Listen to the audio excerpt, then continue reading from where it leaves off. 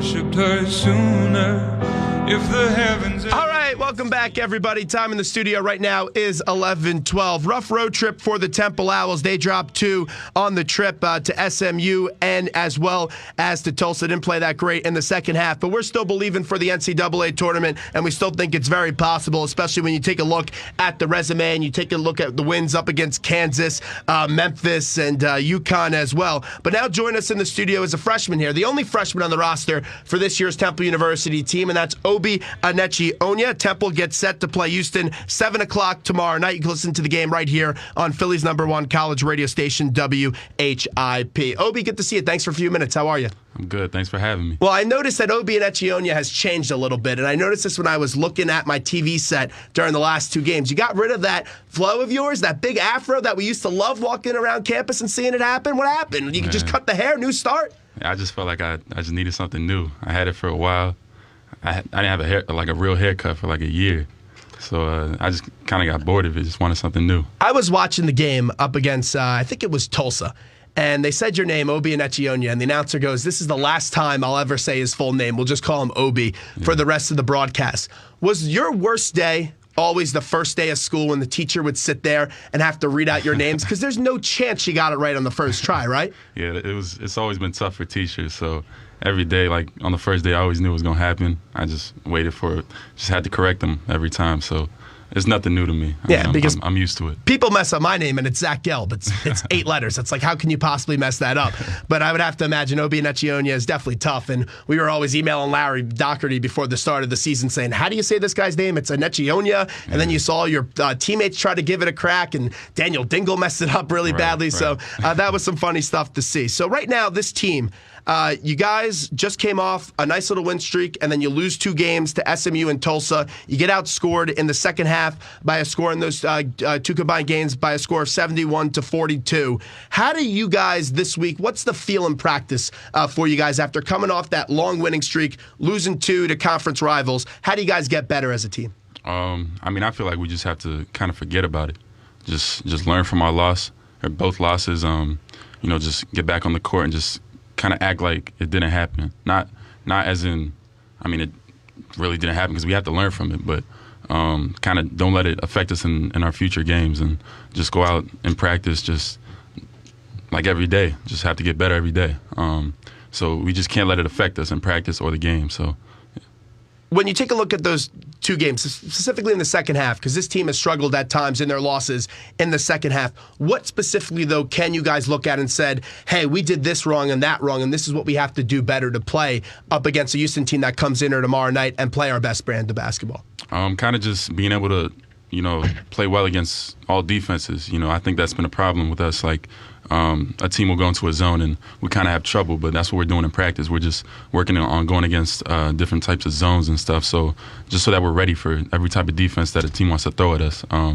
So I think with the practice that we're doing now, we're just getting ready for, like I said, getting ready for any defense, so I think we'll be ready. So. Do you guys want to see a little bit more talking, a little bit more movement going on the offensive side of the ball? Because I took a look at the last 2 games, and in the second half, the offense just off the ball looked really stagnant. Is that something Coach has been talking about? Hey, we got to move a little bit more off the ball? Yeah, that's a big thing with offense, just moving around, keeping the spacing right.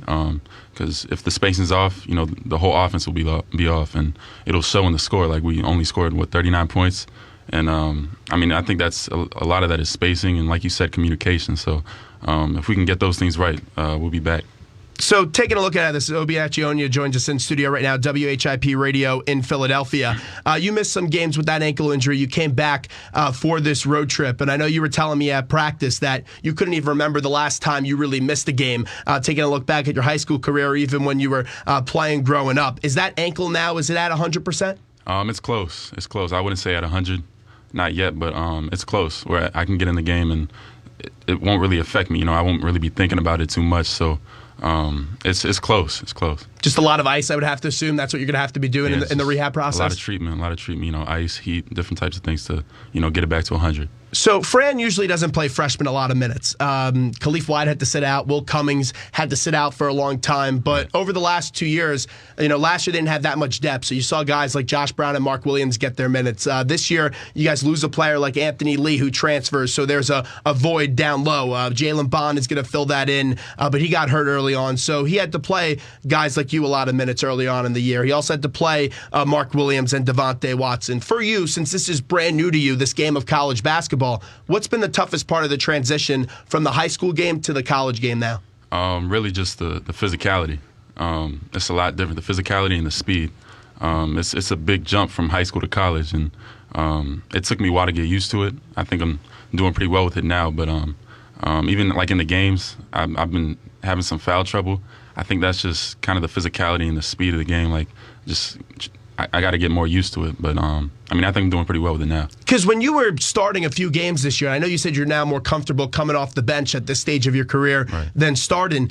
It was you would get in the game, pick up 2 quick fouls. Is there a way that you could work on improving that, of not going out there and committing so many fouls in a defensive approach or something like that? I think when I have a problem with that, it's when I think about it too much.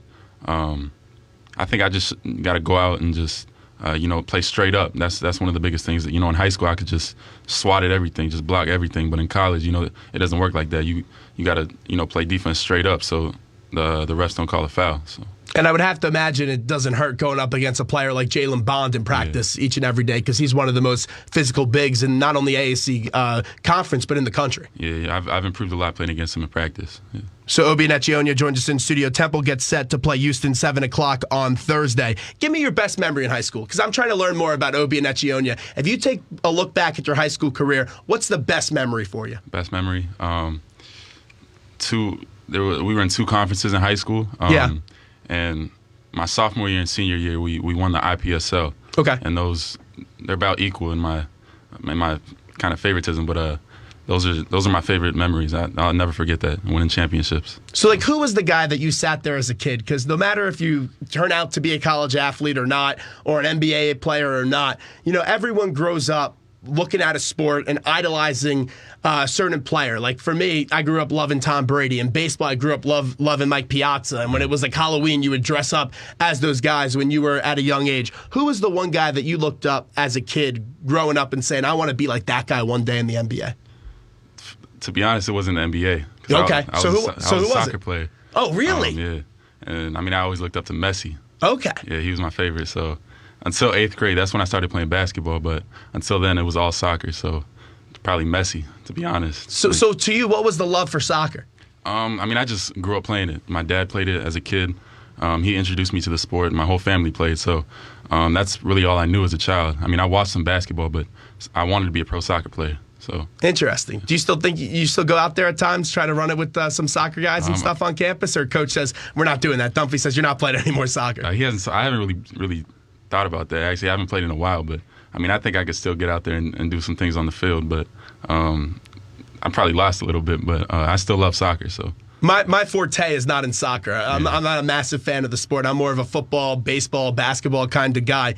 How much does that size advantage for you give in a soccer game? Because I see it all the time. People are saying, I would love to see LeBron James play soccer. I would love to see Rob Gronkowski play soccer, just because they're freaks of athletes from both a size and then also their athletic competition. So how much does that size give you a factor in soccer? Height-wise, it doesn't really do too much, except for, scoring with, headers. Mm-hmm. So I don't really think it would make that much of a difference. When I was playing soccer, I really wasn't as big as I was, so there wasn't that much of a gap between me and the other players. So I don't think it's obviously not as much as basketball and football and sports like that, but it helps a little bit. Anyone else on the Temple basketball team right now have a background in soccer? Is there anyone that you guys joke around with? I think Mike played a little bit. Really? Mike Robbins. I think he played a little bit of soccer, but I'm not sure about anyone else. I don't think anyone else did. But you could smoke him in any kind of soccer competition, right? There's some snack talking going on there. I haven't seen him play, but I think so. Obi Enechionyia joins us in studio. Temple sits at 19-9 right now, 10-5 in the conference. You can watch Temple basketball tomorrow night at the Leah Core Center at 7 o'clock. Going to be a fun game up against AAC foe in Houston. So for you, There was times like we were talking about earlier where you were starting and now you feel more comfortable coming off the bench. Why do you feel more comfortable coming off the bench? I mean, I feel like I can just, get a feel of the game from watching, see how the other team is playing, see how we're playing. Also, I like to, add a spark off the bench, come in with energy and help the team like that. So, it's not that I'm really uncomfortable starting, but, I really do whatever coach says, whatever is best for the team, whatever the coaches feel like, I'll do. So. And I know we talked about the foul trouble. That's something that you want to improve your game on. But we had Aaron McKee on the show, I think it was like 2 weeks ago. And, Coach, we were talking about you, and he said, I hope he's not listening to this interview right now, but you really are meeting his expectations, and he thinks that you're going to turn into a phenomenal player here at Temple University. What are some things, though, right now, when you take a look at your game that you're really satisfied in? And besides the foul trouble, what else do you need to improve on? I wouldn't say I'm satisfied with anything. I think I need to work on every part of my game. After every game, there's things that, I feel like I should have done better. Such as, posting up, getting more of a post game. I know I need to work on that.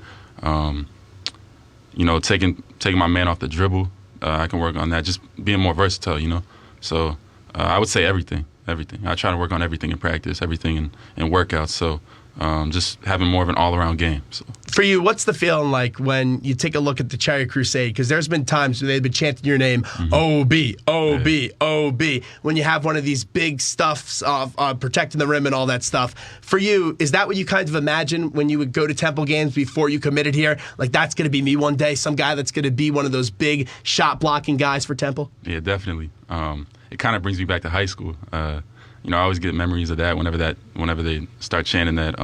They did that in high school. So whenever I would come to the games, that's pretty much what I thought about. Just having the fans behind me and having that much support, which is great.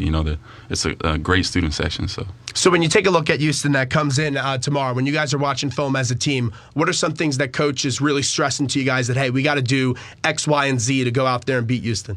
Executing on offense, that's been our problem in the past few games. So I think defense isn't really our problem right now. I think we work hard enough in practice on defense, and it kind of shows in the games a lot.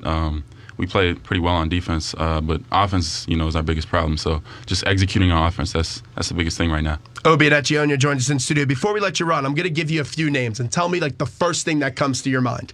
All right. First name, Fran Dunphy. Tough. For me, it's he's an intelligent guy, great basketball coach, but he has the loudest clap game in the history of NCAA basketball. Like, he'll sit there, he'll be coaching a game, and we'll be sitting on press row. There'll be thousands of fans screaming and going nuts, and you'll just start hearing Coach Dunphy slamming the hands, like going nuts. And he has some great one-liners. Like, we had Will Cummings in studio the other day, and he was telling us, I can't tell you some of his one-liners because you guys would kick me off the show. So I like that answer from you by Coach Dunphy. All right, talking about Will Cummings. Get first word that comes to mind when you think of Will Cummings. Leader, by example. Okay. Jimmy McDonald. Intelligent. And let's go with, this guy is so intriguing to me. And I've heard him do a lot of interviews before, and I really do like him. Jesse Morgan. Hilarious.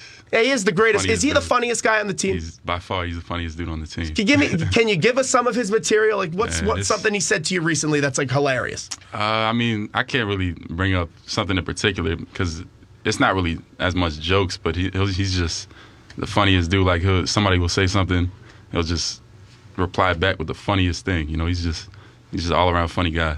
And final one before we let you go. Let's go with Aaron McKee. First thing that comes to mind when you hear the word Aaron McKee. Just great coach. Great. Okay. He's a great assistant. He's always has great advice. If you go to him for anything, he'll be there for you.